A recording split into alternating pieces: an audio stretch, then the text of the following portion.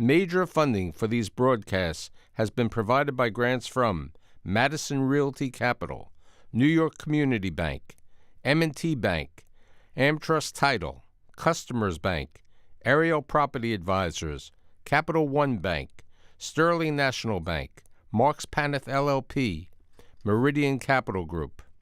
Additional funding has been provided by grants from Amarant Bank, AVR Realty Company, Bank of America Merrill Lynch, Briarwood Organization, B6 Real Estate Advisors, CBRE, Chase Commercial Term Lending, Chase Mortgage Lending, Citizens Bank, Collins Building Services, CPEX Real Estate Services, Douglaston Development Levine Builders, Flushing Bank, Friedman LLP, Handro Properties Handler Real Estate Organization, Hodges Ward Elliott INC, Investors Bank, James D. Kuhn Real Estate Institute at Syracuse University, John Catsimatidis Red Apple Group, Kilroy Architectural Windows, Matone Group, Newmark Knight Frank, Optimum Window Manufacturing Corp., People's United Bank, Rockefeller Group, Rosewood Realty Group, RPW Group, SJP Properties, Stonehenge NYC,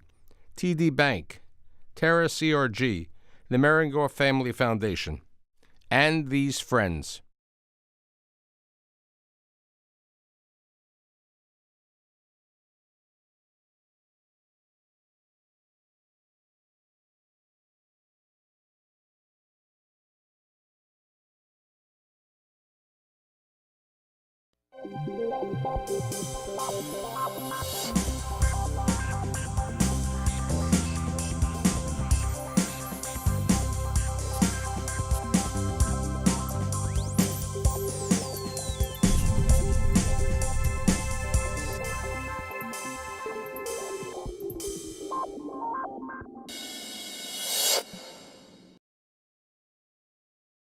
Oh, Crystal Apple, what's going to happen to retail in 2019?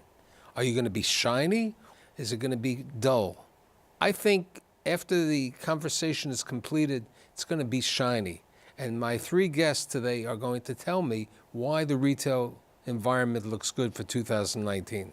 My guests today include Tim King, who's the founder and the managing partner at CPEX Real Estate Services, Chase Wells, who is a principal partner at SEG Retail, and last but not least, Joe Farkas, who is the founder and CEO of Metropolitan Realty Associates. So you're the agent, the exclusive agent for a lot of these well-known names, Sweetgreens, Starbucks, others. How do you see the market? How do your clients see the market today? There's a lot of opportunity in the market right now. We're negotiating on deals in a lot of different geographies, not being shy about asking for what we want and having people respond to offers that might have been discarded. So as somebody would say, you're representing the tenant. Right, that's my tenant rep side. You're a tenant rep side. You're the owner side, definitely. There's an owner. No question. There's an owner. And I'm always an owner's rep. You're an owner's rep. So as an owner, I mean, you just recently took this situation with Macy's and Nanuet, correct? Sure, yeah. Let's talk about that. Sure, very interesting deal. We capitalized on a department store that was downsizing, looking to spin off some of their lower performing stores. And we were able to, at a very attractive basis, buy a large retail asset adjacent to an unbelievable Simon property mall called Shops at Nanuet. And we saw the opportunity to rent space at a very below market rent versus the competition and take advantage of a retail market in Nanuet that is very active, very desirable for retailers on a national level, guys trying to get into the Rockland County market. And we just had a tremendous show at ICSC. The tenant, what do they do?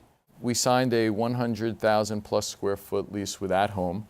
They're a publicly traded company out of Plano, Texas. They are... Don't hold it against, that's where JCPenney is also. Okay, But that Joe, I didn't know. I would say it's, you say you're renting it at, this opportunity is at below market rents. Yeah. I think this just might be the new market. I think we're creating the market. Right. Correct. That's absolutely correct. And they recognized that. They had been trying to get into the market for quite some time, and when the situation was made available to them, they jumped. They were ready to go. They wanted to get into the market, and there's no shortage of those people. I was starting to say that at the recent ICSC conference in Manhattan, we experienced a tremendous amount of retailers, very name brand retailers, who were very excited about opening new stores, but more focused on rent and the bottom line than whether the retail market was being combated by e-commerce or not. They want bricks and mortar. That has not gone out of fashion, and we think that we're going to be able to capitalize You know, on that. a couple of years ago, Tim was instrumental in bringing Bed Bath & Beyond and the other sister companies, And three of Bed Bath's sister companies. to Brooklyn. Let's talk about that, and then we'll talk about what's happening in Industry City. Well, I think there's a lot of similarities between the two, in the sense that they're both monstrous manufacturing facilities that date back 100 years and are being repurposed to modern-day commerce. But at least the city had the insight of saying there was a need, because Brooklyn was growing, that they should approve the rezoning to allow that. And I would hope that they continue to do that, because, you know, on the one hand, you have a lot of folks who cry about the loss of manufacturing jobs, and the reality is that the manufacturing base in New York City has been dwindling since World War II, and I don't think it's coming back anytime soon. And, you know, a real estate appraiser often uses the expression highest and best use. And those 100-year-old buildings were never, ever going to be filled with the sound of hammers and rivets. But today, it's being filled with the sound of strollers and shopping carts. And it's productive for the city, it's productive for the neighborhood. Now, is there any additional space vacant over there? So in that particular building, if you remember, Michael, the owners, Salmar Properties, in order to be able to put retail into that manufacturing facility, the transaction that they made with the city and the state was that only 15% of the 1,200,000 square feet that they had could be used for retail. If that was lifted, we could fill the rest of the building with retail. But that was, again, kind of interesting in terms of the repurposing, where the bulk of the space is on a second floor. And they designed an incredibly attractive lobby and escalators and elevators and stairs, taking people from a kind of a grand atrium up to a second floor. And again, a 100-year-old building that I believe they lovingly restored. I mean, every single detail of the exterior and interior, it's one of the most modern buildings in terms of infrastructure on the interior. And the exterior looks exactly as it was built 100 years ago. And that's going to be a trend I don't think that's going to change. And even in Manhattan, you may think that there's a retail imbalance, but again, in too many cases, retail's concentrated in certain areas and people are concentrated in different areas. So the ability to adaptively reuse now obsolete buildings and create maybe perhaps smaller retail floor plates or footprints, I think would be beneficial to every community. Let's talk about Industry City, which is another great story. So it's the largest adaptive reuse in the country, perhaps the world. As Tim said, now these projects are filled with the sounds of strollers and other weekend activities, but during the day they're also filled with the sounds of people clicking away on keyboards. And there are a lot of people with a lot of innovative new companies who've moved into these excellent spaces. I mean, really nice space and a little more room to spread out. It's not your father's office, No, it's not, but it's today's office space. It is, and it's accessible to where these people live, which are other parts of Brooklyn. So at Industry City, you were asking me what's been going on lately. We have 50,000-foot museum team lab from Japan. It's a joint venture with the Pace Gallery, moving into the north end of the project. We have in the center of the project, one building is going to be completely dedicated to spirits and breweries. That'll be a great destination for people and should actually generate the rents too. Japan Village opened a few weeks ago, sold out of food his first weekend. It's been incredibly popular and he's only half open. He's going to get the other half open. I think it's a total of about 18,000 square feet he's got on the grade level, and the restaurant and liquor store are going to open in the next week or so, and then he's going to begin construction on the adjacent 20,000 square foot space he's leased to be a showcase for Japanese dry products, the ceramics and cloths and other similar paper goods. And then we also have potentially Marshalls, you said? It's TJ Maxx. Going across from Costco. We have ABC Carpet and Home open in 80,000 square feet on the other side of Costco, on the south side of Costco, and a few substantial lease negotiations going on that side of the project too, with predominantly home goods tenants. What about Long Island City, since you have two properties in Long Island Sure, City? sure. Long Island City is, I don't need to say what's transpired over the last 3 or 4 weeks, but with the arrival of Amazon, that is tremendous news for the market. And while it's going to take just a little bit of time to play out as plans really unfold, and they're starting to unfold now, I've been talking about Long Island City retail for the last 2 years or so, really seeing that opportunity, never even factoring in the case for an Amazon coming, but the large supermarkets are now recognizing, with the influx of Amazon employees over the next 2 to 4 years, let's say, and 25,000 units of new residential units that are built or being built, and the influx of employees. And all of a sudden, not that surprisingly, we've seen the supermarkets reappear at Hub. And at Hub, we have the opportunity to create an 85,000 square foot big box. What about this story about all malls are dead? Who's moving into the spaces within malls today? I think it's an exciting time in the mall world. I think that the malls have a terrific opportunity to make themselves relevant again. Not all malls. Not all malls, Not all but the ones in the tri-state area certainly. Correct. The well located, the well positioned, any place with dense population and a Sure. little bit of money, and that's I pretty much agree. everywhere where your show is going to go. The anchor apocalypse of these owners getting back these large boxes is going to really give them an opportunity to make them relevant again and put in some tenants that people want to go to as opposed to have to go to. Right. That's an excellent point, by the way, because the low market rents that these anchors are paying these long-term owners of malls, when they vacate and create the opportunity for them to really generate more cash flow. It's going to free up capital. So, Exactly. we brought up the At Home.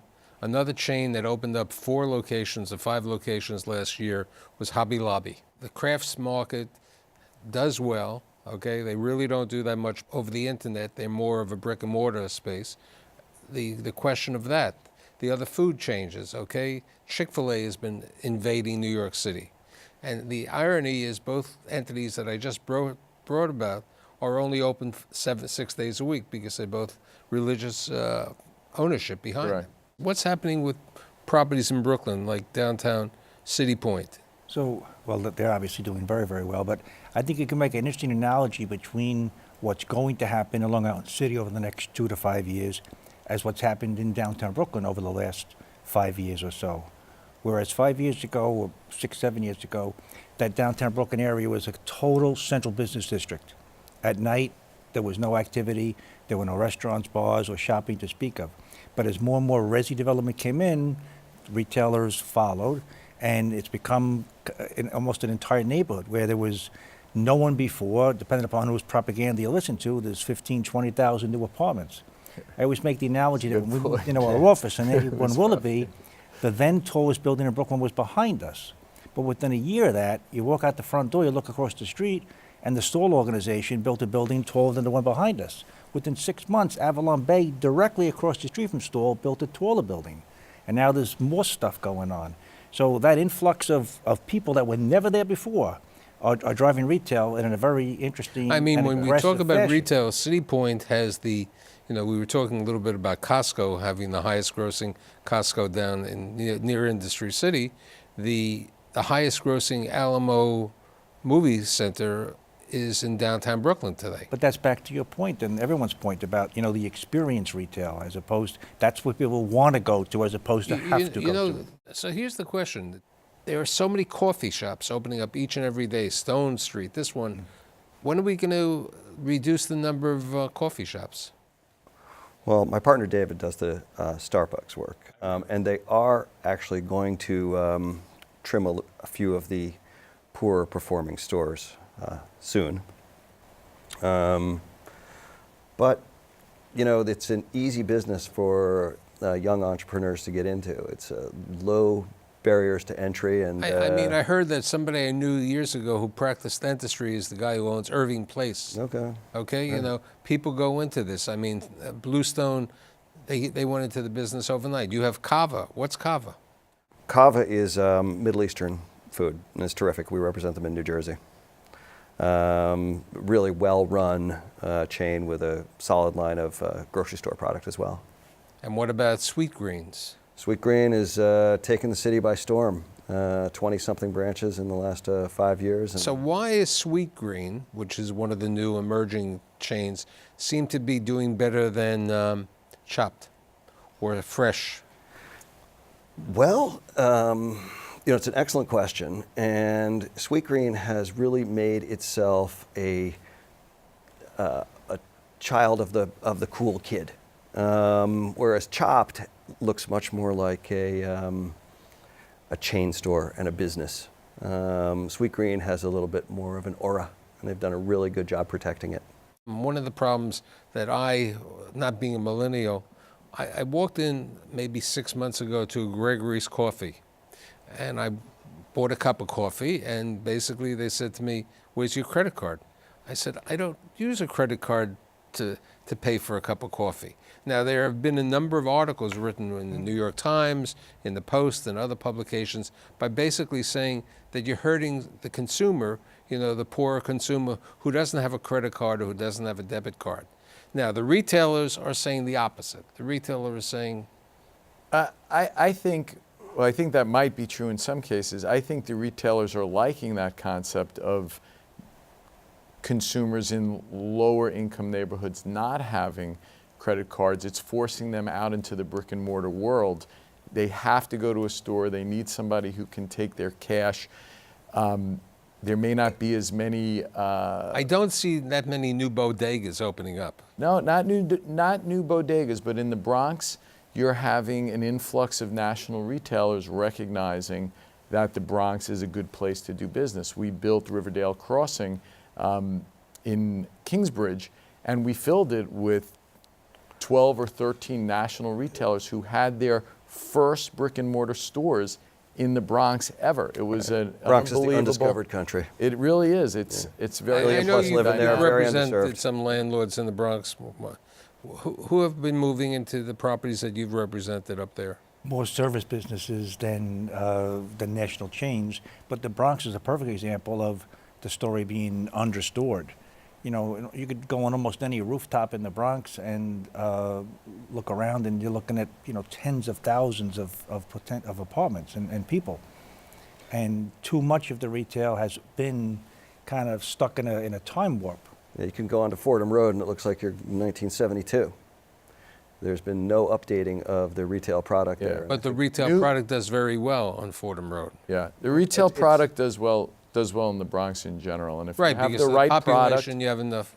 if What you have about the right what about product the in dollar place- stores? I mean, we were talking before that Five Below, which is another public chain out of Philadelphia, opened up on Fifth Avenue. Okay, they've been in New York and New Jersey for a long time, but coming to Fifth Avenue, people were a little surprised that they'd open up on 43rd Street. So where do we see the dollar stores? Are they opening up? They are. It's supply and demand. Yeah, opening up Consumers in Bronx. appreciate those stores. Oh. So Five Below was a dollar store on steroids. Yeah, and dollar store's not going to open up on the Upper East Side, but there's plenty of room for them in the Bronx. What about what we were talking before, the announcement recently that Ikea is following the small chain store concept, the same idea as the new Targets. I was downtown Target. That's a function of the urban market, though, Mike. Right. They can't find. They always wanted the corner First and Main with a ton of parking and, pick a number, 50, 60, 80,000 square feet. They can't do that. Right. So again, based on computers and customer preferences, they're able to figure out the right number of SKUs to have in that store and just stock the stuff that sells, and they can go into a smaller footprint. I don't know whether people are going to walk out of that store with stuff. I mean, I'm sure they will walk out with some stuff, but I think much more likely stuff is going to get The press release that came delivered. out of Ikea basically said that they are depending on delivery. Right. They're Well, not really that's expecting people to take out. I bought this suit at a well-known Clicks and Bricks retailer where I walked in, touched the fabric, felt it, bought it, paid for it, and it was shipped to my house. But I would never have bought it online without being able to actually touch it. And men's suit, the Novos over there, are both doing very well. They're gearing themselves to the millennium, to the fitness type of situation. So we're seeing a change in the type of stores. Let's talk about the banking world. What do you see happening? Downsizing, and 10 years ago, banks were every broker's dream. They overpaid, and they wanted to be everywhere. That's changed dramatically. Right. I mean, if you've seen the press that Capital One is selling right now, that they're opening up. They had closed the cafes. They had bought the ING cafes a couple of years ago. They closed the location, the Vornado location on 58th Street and 3rd Avenue. Now they're planning to open up more of these because it's geared to a different type of consumer. I mean, the millenniums never walk into a bank. I can't speak to that. I can just speak to the renegotiation of leases on renewals. Banks are going to continue to consolidate. Rents are going to come down in markets where they don't necessarily have to be. And you're going to see that play out, throughout Manhattan and the boroughs. I'm not a millennial. I haven't been in a bank in years. I'm not a millennial. All taken care of I go online, to the and we have more money than any of us here. Okay, but what about Big sacks of it. we were talking before about the healthcare environment. I brought up the fact that this China Fund, which was a established 25-year-old Chinese restaurant on 64th Street and 2nd Avenue, now has been changed to a pet emergency store that's only open in the evenings and on the weekends to take care of that. You see the urgent care centers opening up all over. What else? What other phenomena are we seeing? Co-working. You were asking about the malls. I think that a lot of these anchor spaces, some box goes out 180,000 square feet. A third of it could end up being a co-working space, which will add a little bit of vibrancy. Are we seeing the and day national traffic. co-working companies, or are we seeing local co-working companies? I think it depends. Both. I think that you're going to see WeWork going into a lot of these malls soon. Okay, and what about the grocery and the supermarkets? I mean, people need to eat. The Duane Reads and the pharmacies have always done well having a small portion of the groceries. Do you see more Wegmans, Whole Foods, which you also represent? And also more Aldi and Lidl. Right. Going, it's two ends of the spectrum. The German chains, Trader Joe's, Aldi, Lidl, continuing to do a lot of business in the smaller sector. Trader Joe's recently opened up their largest Trader Joe in the city, 30,000 square feet at the Lower East Side on Essex Street. They've opened up 8 locations, Trader Joe's over there. I think what Timmy just said about Aldi, Lidl. Mm-hmm. Lidl just bought Best Market, a very well-run operation. They have 24 locations. Lidl had only come to the country about a year and a half ago. It's going to provide a new insight over there. They've done some development in sort of fits and starts. Lidl has made some decisions that haven't necessarily worked well for them. I think that buying an existing chain will allow them to actually run stores as opposed to second-guessing their real estate choices and operational choices that they've made. They can have a benchmark that they can value themselves against. As an old school guy who still goes to the bank and the supermarket, I love the supermarket experience. They're not going out of business. There's going to be consolidation and change. The biggest problem with the supermarket, Avi Cantor was on my show from Morton Williams, saying that it's, besides the rent going up, the minimum wage has gone up from $8 to $15. That's the difficulty in the supermarket business. I asked Christina Minardi, who's one of the C-suite people at Whole Foods, about that, and she said, it is something, but we basically pay them that anyway. So we'll figure it out. Are we going to see more Whole Foods come to the invasion of the city? I hope so. The question that always comes out on my show about the 5th borough, do we see expansion in Staten Island, or do you know what Staten Island is? I've heard of it. I'm not investing in Staten Island right now, so I can't really comment on it. I'll let the experts comment. In terms of demographics, fastest growing borough. 475,000 census takes there, 700,000 registered cars. And there's still space. Right. I mean, Kimco, I believe, is expanding one of their locations in Simon Property. So even though there are the general growth situation, people say it's not there. Now, the other question is, how do you see, in Staten Island, the outlet mall, which is opening up in 2019? Time will tell. I thought it was a heavy lift in the beginning, and they've managed to get some leases signed, and I'm I would, Timmy? Hopefully so gonna be they have surprised. struggled a little, but I heard they got a lot of traction, momentum. One would think that, if people are willing to take a bus or schlep 90 miles north of the city or whatever to go to an outlet, that they'd be happy to go to Staten Island. And I'm not quite sure. You know Fair what? enough. As I said to a lender who lent money to the Staten Island Shopping Center, I said, this is not the same premium stores that people go to at Woodbury Commons. It's a different customer Nike, base. Gap, and we'll see what okay, it looks like. the Gap, the Gap, it's not Ferragamo. It's not all the the Europeans. When the Europeans and the Asians come to America, they know about Woodbury Commons. It's the same way that they know about Century 21. But you know what? They all do take the ferry. Every tourist gets on the ferry and rides it back and forth, and it's not such a stretch been to on think the that they're going to get off and wander around for an But hour. I I think we're going to see over the next 2 to 3 years a real change in how the e-commerce ships. And I think that the venture capitalists and the investors in these retail companies are starting to notice the enormous cost of doing business online, how much it costs to do same-day returns? delivery and returns. And I think you're going to see a big shift away from that, pushing the consumer to take longer delivery times, try to cut back on shipping costs, and really turn back to brick and mortar as a defensive Interesting play. point. So in conclusion, the apple does look bright. I think the landlords, the tenants, the consumers, everybody's in a positive vein. I'd like to thank my friend Tim, Chase, and Joe, and I'll see you next week.